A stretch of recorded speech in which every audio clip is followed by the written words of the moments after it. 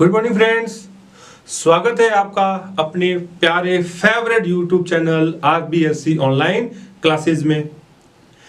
देखिए फ्रेंड्स, हम 11th class जो स्टार्ट कर रहे थे और उस 11th क्लास बायो में हमने अभी तक जो ऑर्गेनेल्स हैं, है ना, जो भी कोशिकांग हैं, उन कोशिकांगों के ऊपर हम चर्चा कर रहे थे। हमने अभी तक 2 कोशिकांगों के ऊपर चर्चा कर ली, हरित जो लवक है यानी कि क्लोरोप्लास्ट और माइटोकॉन्ड्रिया, है ना। इन दोनों के बाद में अब हम बात कर रहे हैं जो यूनिट मेम्ब्रेन सेल ऑर्गेनेल्स है, यानी कि एकल झिल्ली, यानी कि ऐसे कोशिकांग, ऐसे सेल ऑर्गेनेल्स जिनके चारों ओर केवल एक ही झिल्ली हो, एक सिंगल लेयर हो, है ना। तो उस कोशिकांगों के बारे में आज हम बात करेंगे। देखिए, ये जो कोशिकांग है, ये कोशिका के अंदर जो आंतरिक जो भाग है, यानी कि अंतः जो जालिका जो तंत्र होता है ना, अंतः जालिका तंत्र के अंदर इनको हम रीड करते हैं। इसका मतलब कि कोशिका के अंदर इनका एक नेटवर्क होता है, काफी सारे नलिकाकार संरचनाएं पाई जाती है, ट्यूबुलर स्ट्रक्चर्स होती है ना। तो उनको इसके अंदर काउंट किया जाता है। तो आप इसको यूं कह सकते हो, स्केलेटन की तरह, जो हमारा स्केलेटन होता है उसकी तरह इनको सेल के स्केलेटन के अंदर इनको काउंट किया जाता है। तो इनके अंदर हम पढ़ेंगे एक अंतः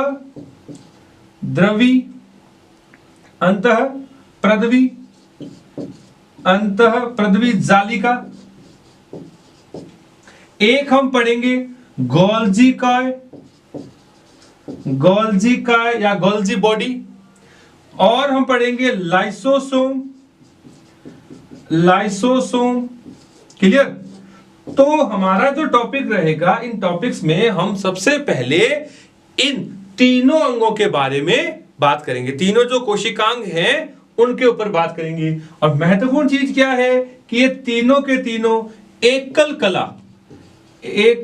कला से बने हुए अंग होते हैं, यानी कि यूनिट मेम्ब्रेन से बने हुए ये तीनों के तीनों कोशिकांग होते हैं, है ना। जो कोशिका का आंतरिक जो वातावरण है उनके बीच में नेटवर्क बनाने का काम करता है ना। और उनके अंदर फर्स्ट है अंतःप्रद्रवी जालिका, या इसको अंतःद्रवी जालिका भी कहते हैं, है ना। और इसी को हम कहते हैं एंडोप्लाज्मिक रेटिकुलम। इंग्लिश में क्या कहते हैं? Endoplasmic reticulum. फिर है गोल्जी काय, यानी कि गोल्जी बॉडी, और इसी को गोल्जी उपकरण कहते हैं। क्या कहते हैं? गोल्जी उपकरण, यानी कि गोल्जी एपेटर्स। और थर्ड वन है हमारा लाइसोसोम। तो पहले हम बात कर रहे हैं इनके एकल कला अंगों के अंदर। फर्स्ट है हमारा अंतःद्रवी जालिका, यानी कि एंडोप्लाज्मिक रेटिकुलम। कौन है? Endoplasmic reticulum. तो देखिए, हम आज बात कर रहे हैं फर्स्ट अंतःप्रद्रवी जालिका, यानी कि एंडोप्लाज्मिक रेटिकुलम। क्लियर। देखिए, हमने जब कोशिका की संरचना देखी थी, है ना, कोशिका की संरचना में अगर आपको याद हो तो हमने ये कोशिका का डायग्राम बनाया था। इसके मध्य में बनाया था केंद्रक, और केंद्रक से सटी हुई कुछ जालिकाकार संरचनाएं बनाई थी ऐसे, राइट्स। और इन्हीं संरचनाओं को अंतःद्रवी जालिका कहते हैं। तो आज हम इनको थोड़ा सा डिफाइन करके और देख रहे हैं। मान लीजिए ये हमारा जो केंद्रक है, केंद्र की झिल्ली है, और केंद्र की झिल्ली में हमें पता है छोटे छोटे छिद्र पाए जाते हैं, है ना। तो ये जो छोटे छोटे छिद्र हैं, इन छोटे छोटे छिद्रों को क्या कहते हैं? इनको कहते हैं केंद्रक छिद्र, यानी कि न्यूक्लियर पोर। और इन्हीं न्यूक्लियर पोर से आपकी विशेष जो संरचना है ना, वो विशेष संरचना कुछ इस प्रकार से इनिशिएट होती है, यानी कि इनका निर्माण होता है ऐसे। और ये बहुत सारी होती है, लाइक दिस, इस प्रकार से यहां पर भी ये पाई जा सकती है ऐसे। तो हम केवल किसी 2 के ऊपर बात कर रहे हैं। तो देखिए, अंतः जो प्रदवी जालिका है ये केंद्रक झिल्ली से कोशिका झिल्ली के बीच का कनेक्शन होता है, अर्थात जो आपके सेल मेम्ब्रेन है और न्यूक्लियर मेम्ब्रेन है उनके बीच में कनेक्टिव डिवाइस रहती है, ये उसको पूरा अंदर से कवर करके रखता है। जो अंतःप्रदवी जालिका यानी कि एंडोप्लाज्मिक रेटिकुलम है उनकी सरफेस पर विशेष प्रकार की संरचना पाई जाती है, और हमने अच्छे से बात की हुई है कि इस विशेष संरचनाओं को क्या कहते हैं। इन विशेष संरचनाओं को कहा जाता है राइबोसोम। क्या कहते हैं? राइबोसोम। तो ये कौन है भाई? इसको कहते हैं राइबोसोम। क्लियर? देखिए हमने बात की भी है कि राइबोसोम का जो फॉर्मेशन है वो केंद्रिका के द्वारा किया जाता है। किसके द्वारा किया जाता है भाई? केंद्रिका के द्वारा। और केंद्रिका को राइबोसोम की फैक्ट्री कहते हैं, राइट? तो ribosome are two type according to position, कि दो अलग अलग जगहों पर भी पाया जा सकता है। एक तो अंतःद्रवी जालिका के ऊपर और एक बाकी जीवद्रव्य में कहीं पर भी, है ना। तो जो राइबोसोम है हमें पता है कि ये लगभग आपके जो यूकैरियोटिक कोशिका की बात करें तो उसमें 80S प्रकार का राइबोसोम पाया जाता है। और राइबोसोम का मुख्य कार्य क्या है? इसका मुख्य कार्य है प्रोटीन का निर्माण करना, यानी कि प्रोटीन संश्लेषण करना, है ना। फॉर्मेशन ऑफ प्रोटीन किसका वर्क है? राइबोसोम का। अब देखिए ऐसे अंतःप्रदवी जालिका जिसके ऊपर राइबोसोम के कण हो उसको क्या कहेंगे? उसको हमने बात की हुई है, उसको कहते हैं खुरदरी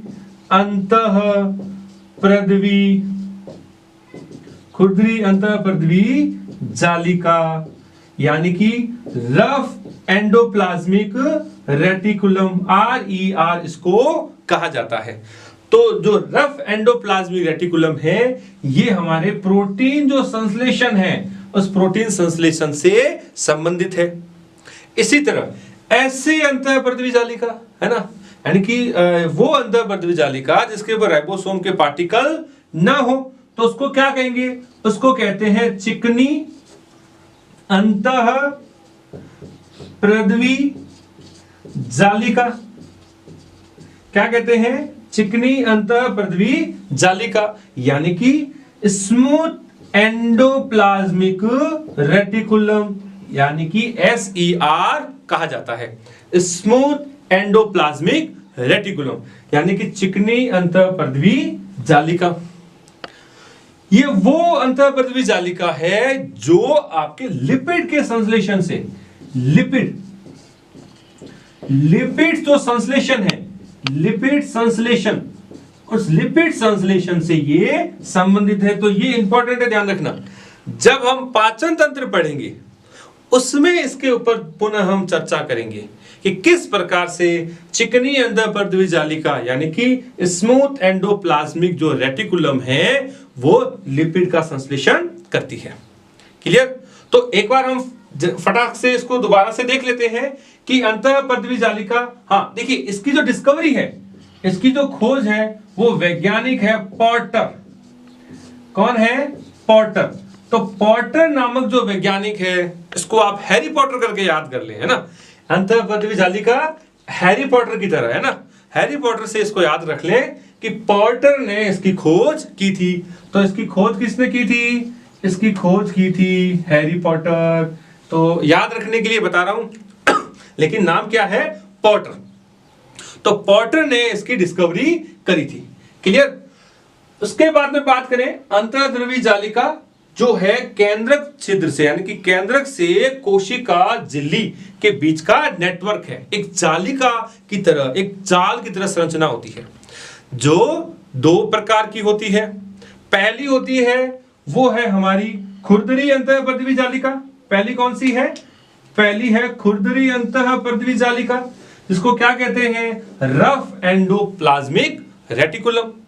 इट मींस वह अंतःप्रदवी जालिका जिसके ऊपर राइबोसोम के पार्टिकल मौजूद हो। अगर ये हम जैसे बात कर रहे हैं कि ये होता किसमें, आपके यूकैरियोटिक कोशिका में है, तो हमें पता है यूकैरियोटिक कोशिका में 80S प्रकार का कितने प्रकार का, 80S प्रकार का राइबोसोम पाया जाता है, और इसका मुख्य कार्य होता है प्रोटीन संश्लेषण करना। यानी कि जो खुरदरी अंतःप्रद्वी जालिका है उसका संबंध प्रोटीन संश्लेषण से है। क्लियर।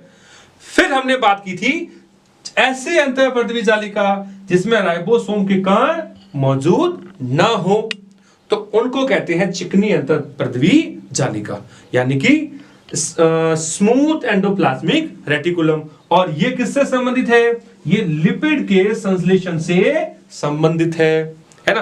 तो ये है आपका अंतःप्रद्वी जालिका।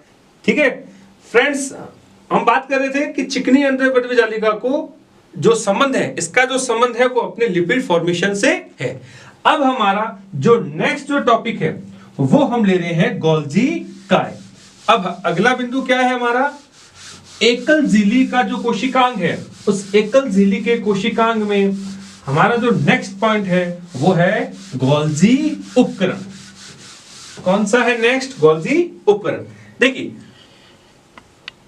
गोल्जी जो उपकरण है, यानी कि इसी को हम गोल्जी काय या गोल्जी उपकरण कहते हैं, गोल्जी उपकरण।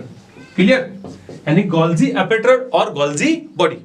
तो देखिए इंपॉर्टेंट चीज क्या है कि इसकी खोज, इसकी जो खोज है वो खोज की थी वैज्ञानिक कैमिलो गोल्जी, कैमिलो गोल्जी। किसने की थी, कैमिलो गोल्जी ने इसकी खोज की थी, और इसी के नाम पर इस ऑर्गन को गोल्जी काय या गोल्जी उपकरण, it means Golgi body and Golgi apparatus कहा जाता है। क्लियर। अब देखिए गोल्जी काय जो है उसके ऊपर भी रोचक चीजें हैं। क्या चीज कि गोल्जी जो काय है इसको डिक्टियोसोम भी कहा जाता है। क्या कहा जाता है, डिक्टियोसोम। गोल्जी काय को क्या कहा जाता है, डिक्टियोसोम भी कहा जाता है। वेरी इंपॉर्टेंट, किसमें, जो भी पादप है यानी कि पादपों में, और जो निम्न अकशेरुकी है, निम्न अकशेरुकी, अकशेरुकी जो प्राणी है, प्राणियों में, निम्न अकशेरुकी प्राणियों के अंदर इसी गोल्जी काय को क्या कहा जाता है, उसको डिक्टियोसोम कहा जाता है। क्या कहा जाता है, डिक्टियोसोम। कब कहा जाता है, पादपों में। वेरी इंपॉर्टेंट है, ध्यान रखना फ्रेंड्स कि जो पादप यानी कि प्लांट जो सेल है, प्लांट सेल में और लोअर जो वर्टिब्रेट्स है ना, नॉन वर्टिब्रेट्स, उनके अंदर इनको डिक्टियोसोम कहा जाता है। तो एक क्वेश्चन आपको मैं यहां बता देता हूं कि अकशेरुकी किसे कहते हैं। ऐसे प्राणी जिनमें कशेरुक दंड, इट मींस वर्टिबल कॉलम ना हो, और उसी को हम रीढ़ की हड्डी कहते हैं, है ना। तो इसके आधार पर अगर कशेरुक दंड, कशेरुक दंड, और उसी को वर्टिबल कॉलम कहते हैं, तो कशेरुक दंड अगर है ना, तो कशेरुक दंड अगर मौजूद है तो उनको तो कहते हैं कशेरुकी प्राणी, कशेरुकी प्राणी, जिनमें हम लोग आते हैं गाय, कुत्ता, बिल्ली, भैंस और मनुष्य। एक ऐसे प्राणी जिनमें कशेरुक दंड क्या हो, अनुपस्थित हो, अब्सेंट हो, तो उन सभी को कहा जाता है अकशेरुकी।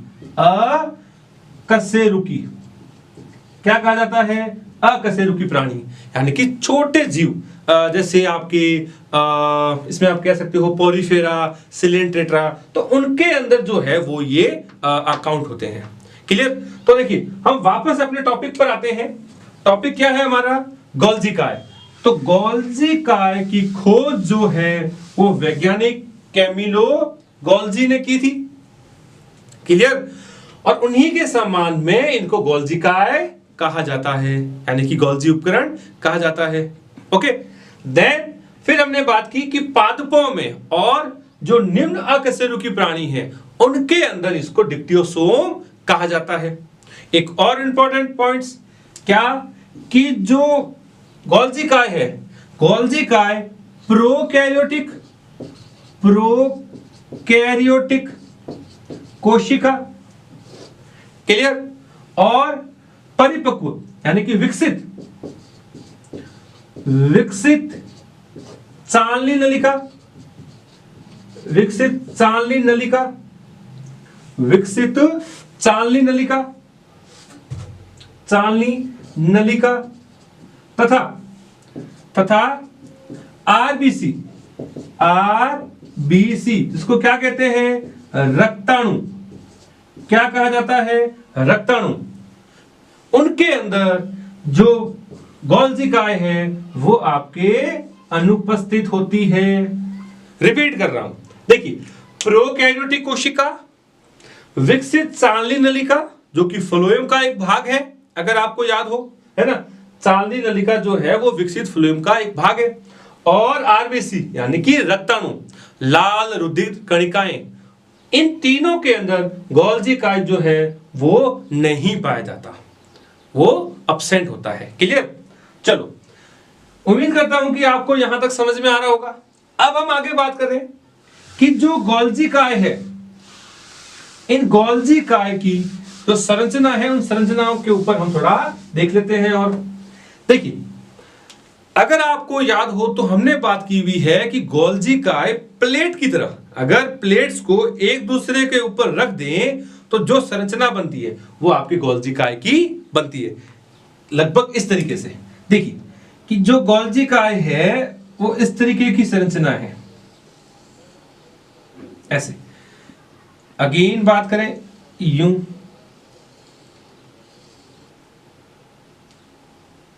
क्लियर, इस तरीके से, और देख लें तो कुल मिलाकर के प्लेट्स को अगर हम एक दूसरे के ऊपर ऐसे रख दें तो इस तरीके की जो स्ट्रक्चर बनेगी, है ना, तो उस स्ट्रक्चर को कहते हैं हम गोल्जिकाए। क्या कहते हैं? गोल्जिकाए कहा जाता है। क्लियर? इस तरीके से तो ये एक दूसरे के ऊपर अरेंज रहती है, देन इस तरीके से स्ट्रक्चर्स और इसमें देखने को ऐसे मिलती है।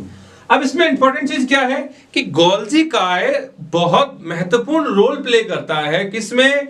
एक तो प्रोटीन संश्लेषण में हेल्प करता है, ठीक है, यानी कि प्रोटीन जब का निर्माण किया जाता है तो उसमें ये हेल्प करता है, और दूसरा जब कोशिका भित्ति बनती है तो जो मिडल लेमिला है, तो मिडल लेमिला के बनने में भी इसका योगदान रहता है। एक और इंपॉर्टेंट चीज कि इसका जो वह भाग जो केंद्र की तरफ है ना, केंद्र की तरफ जो भाग है उस भाग को कहा जाता है इसका सिस भाग, है ना, और जो अपोजिट पार्ट है उसको कहा जाता है ट्रांस भाग, यानी कि सिस साइट एंड ट्रांस साइट। तो ये इसके ऊपर महत्वपूर्ण चीजें होती है। उसके अलावा अगर गोल्जिकाए में बात करें तो ये आपके नलिकाकार सिस्टर्नी जो स्ट्रक्चर है इनसे मिलकर के बना हुआ होता है। तो फ्रेंड्स, उम्मीद करता हूं कि आपको गोल्जिकाए में कोई दिक्कत नहीं है। क्लियर? फ्रेंड्स, हम बात कर रहे थे एकल झिल्ली से बने हुए कोशिकांगों के ऊपर, यानी कि unit membrane bound cell organ. उसमें अभी तक हमने अंतःपृथ्वी जालिका, एंडोप्लाज्मिक रेटिकुलम, दूसरा गोल्जिकाए यानी कि गोल्जी बॉडी, गोल्जी एपेटर के बारे में बात की। अब हम आगे बात करें, तीसरा जो कोशिकांग है वो है हमारा लाइसोसोम। लाइसोसोम,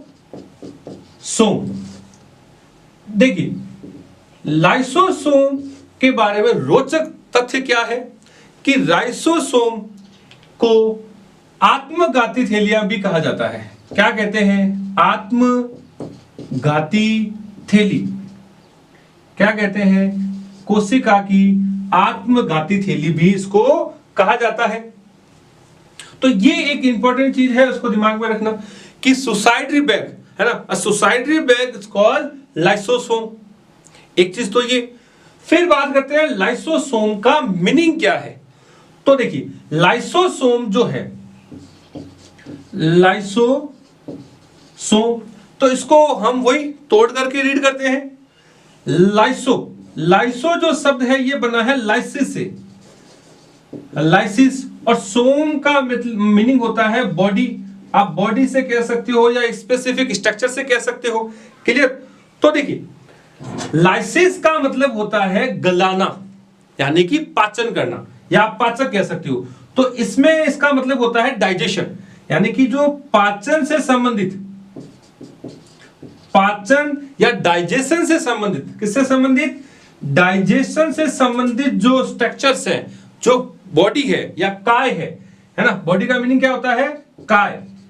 तो जो पाचन से संबंधित यानी कि डाइजेशन से संबंधित अगर कोई कार्य करे तो उस अंग को अपन क्या कहते हैं? उसको हम कहते हैं लाइसोसोम।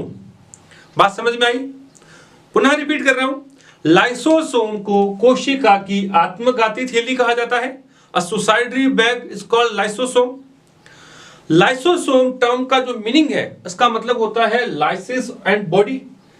लाइसिस का मतलब होता है रिलेटेड टू डाइजेशन, यानी कि पाचन से संबंधित, और सोम का मीनिंग होता है बॉडी, यानी कि काय, शरीर। क्लियर?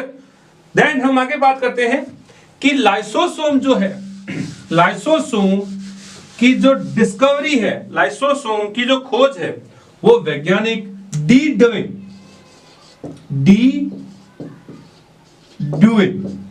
किसने की थी? वैज्ञानिक डी ड्यूए ने इसकी खोज की थी। तो वैज्ञानिक डी ड्यूए ने इस लाइसोसोम के बारे में अच्छे से खोज करके सबसे पहले बताया था। क्लियर? देन हम और आगे बात करें कि लाइसोसोम जो है ये वह कोशिकांग है जो लगभग गोलाकार है, और इसके अंदर इंपॉर्टेंट चीज क्या है? जल अपघटनी, जल अपघट्य। क्या होता है बेटा इसमें? जल अपघट्य, यानी कि हाइड्रोलाइटिक्स रिलेटेड एंजाइम पाए जाते हैं। अर्थात इनके अंदर वह एंजाइम पाए जाते हैं, वह सभी एंजाइम्स पाए जाते हैं, एंजाइम प्रेजेंट होते हैं जो पाचन से संबंधित है, पाचन से संबंधित है। अब देखिए, लाइसोसोम के अंदर विशेष प्रकार के एंजाइम जैसे प्रोटियोजेज, ठीक है, लाइसोजाइम, तो हम जो एंजाइम बात कर रहे हैं ना, तो उन एंजाइम में आपके लाइसोजाइम, ठीक है, प्रोटियोजेज, कार्बोक्सिलेज, तो ऐसे जो एंजाइम है वो सारे इसके अंदर पाए जाते हैं, और उन सभी को एक साथ में क्या कहा जाता है? हाइड्रोलाइटिक, यानी कि जल अपघट्य पदार्थ कहते हैं। क्या होता है इनमें? जल अपघट्य पदार्थ इनके अंदर पाए जाते हैं। क्लियर? तो जो जल अपघट्य पदार्थ है उनमें विशेष रूप से अगर हम बात करें तो एंजाइम्स होते हैं, और वो सारे के सारे जो एंजाइम हैं वो पाचन से संबंधित है। एक चीज और, जो लाइसोसोम है ना, तो लाइसोसोम क्या करता है कि बाह्य कोशिकीय जो पाचन है ना, एक्स्ट्रा सेलुलर डाइजेशन जो वर्क है उसको कंप्लीट करता है। क्या करता है? बाह्य कोशिकीय पाचन से संबंधित है ये। क्लियर? और ये दो प्रकार से वर्क करता है। एक को बोलते हैं आपके फैगोसाइटोसिस। क्या कहते हैं? फैगोसाइटोसिस। क्या कहते हैं? फैगोसाइटोसिस। और दूसरा जो वर्क होता है उसको कहते हैं पिनोसाइटोसिस। पिनोसाइटोसिस। क्या कहते हैं? फैगोसाइटोसिस और पिनोसाइटोसिस। अब बात आती है कि सर ये फैगोसाइटोसिस और पिनोसाइटोसिस क्या चीज है? तो एक चीज दिमाग में थोड़ा सेट कर लीजिए थोड़ा सा, कि साइटोसिस जो है ना, जो अपन वर्ड देख रहे हैं, पिनोसाइटोसिस या आपकी फैगोसाइटोसिस, इसका मीनिंग होता है गलाना, है ना, रैप्चर करना, लाइसिस करना। तो अगर लाइसोसोम किसी भी ठोस पार्टिकल, है ना, किसी भी ठोस या अर्ध ठोस पार्टिकल को गला रहा है तो उस मैकेनिज्म को कहते हैं फैगोसाइटोसिस। बात समझ में आई कि फैगोसाइटोसिस के अंदर कोई भी जो ठोस या अर्ध ठोस जो पदार्थ है, अर्ध ठोस जो पदार्थ है उसको पचाया जाता है, उसको गलाया जाता है। क्लियर? और यदि यही डाइजेशन से संबंधित अगर कोई पदार्थ, कोई लिक्विड है, तो देखो इसको आप ऐसे याद रख लें, पीनो जो है ना, पीनो जो है वो द्रव के पाचन से संबंधित है। किसके पाचन से संबंधित है? द्रव के। तो आप इसको ऐसे याद रख लें, पीनो यानी कि पीना, और हम पीते क्या है, पानी। तो पानी क्या है, एक द्रव, लिक्विड है। तो द्रव से संबंधित अगर कोई पाचन की प्रक्रिया हो रही है तो उसको बोलते हैं पिनोसाइटोसिस। तो कुल मिलाकर के बच्चों, लाइसोजाइम जो है, जो लाइसोसोम जो है, ये लाइसोसोम जल अपघटीय पदार्थों से भरा हुआ एक कोशिकांग है, जो कोशिका के अंदर जो अपशिष्ट पदार्थ जो होते हैं या जो एक्स्ट्रा होते हैं, है ना, उनको पचाने का, इनको ठिकाने लगाने का काम करता है। क्लियर? और ये दो एक्टिविटी करता है, दो एक्टिविटी से कंप्लीट बाह्य कोशिकीय पाचन करता है। क्या करता है ये इन दोनों के द्वारा बाह्य कोशिकीय पाचन जो है वो एक्टिविटी को कंप्लीट करता है, जिसमें फर्स्ट है आपकी फेगोसाइटोसिस एंड अनदर है पिनोसाइटोसिस। फेगोसाइटोसिस के अंदर ये जो ठोस या अर्ध ठोस पदार्थ है उनको गलाने का काम करता है, और पिनोसाइटोसिस में ये द्रव जो पदार्थ है उनको गलाने का काम करता है। क्लियर? उम्मीद करता हूं कि आपको ये वीडियो पसंद आया हो, आपको कोई डाउट्स ना हो। फिर भी अगर आपको कोई डाउट रह जाए तो आप कमेंट्स बॉक्स में कमेंट कर सकते हैं। वीडियो पसंद आए तो ज्यादा से ज्यादा आप इसको शेयर करें, लाइक करें और सब्सक्राइब करें। Thank you.